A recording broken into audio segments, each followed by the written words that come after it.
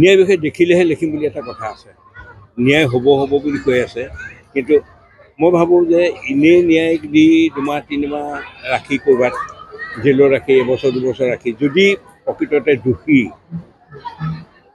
প্ৰকৃততে দোষ কৰিছে মোৰ মতে সেই দোষীজনৰ মুখেৰে আমাৰ ৰাইজক আগত অৱগত কৰিব লাগিব যে মই এইটো কৰিছিলোঁ মই সেইটো কৰিছোঁ যদি নাই কৰা সেইটো মই ক'বলৈ নাযাওঁ যদি কৰিছে যদি প্ৰকৃততে দোষী সেই দোষটো তেওঁলোকে নিজেই নিজ মুখে স্বীকাৰ কৰিব লাগিব এইটো তাতে কৰি তাতেই কোৰ্টতে কৰি পেলাই তাতে ৰায়দান দিলে আমি ৰায়দানটো শুনাত নহয় আমাৰ সন্মুখৰ ৰায়দান হোৱাটো আমি বিচাৰোঁ কাৰণ ৰাইজৰ যিটো এতিয়া যেনেকৈ আজি পৰ্যন্ত জুবিন গাৰ্গক হেৰুৱাই মানে কোনো শান্তিত থাকিব পৰা নাই উঠোতে বহুতে জুবিন গাৰ্গ হৈ আছে গতিকে এই বস্তুটো সোনকালে যে নুনুমায় আৰু ন্যায়ৰ কথাটো মই সেইটোৱে ক'ম যে আমি উচিত আৰু প্ৰকৃত ন্যায়টোহে লাগিব তাৰমানে যদি পুলিচেই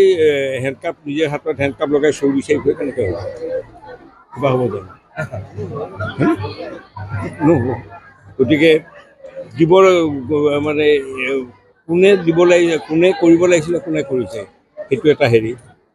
আৰু দ্বিতীয়তে প্ৰকৃত অনুৰাগী এয়া ডুপ্লিকেট অনুৰাগী সেই ভাগটো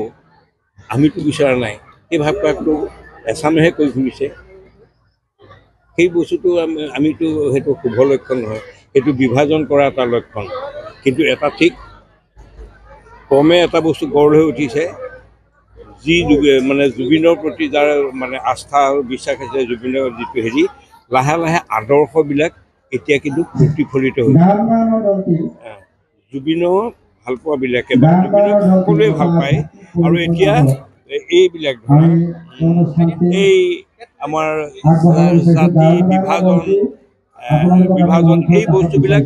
ক্ৰমান্বয়ে কমি অহা নিচিনা দেখা পাইছোঁ গতিকে মানুহৰ একত্ৰিত হৈছে আৰু এই একত্ৰিত আৰু আমি সজাগ হ'ব হ'ল মই ভাবোঁ যে এই চেগতে আমাক জুবিনে এটা বস্তু দি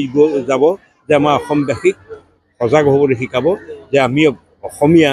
আমি অসমখন ৰক্ষা কৰিব লাগে সেইটো আমি সজাগ হ'ব হ'ল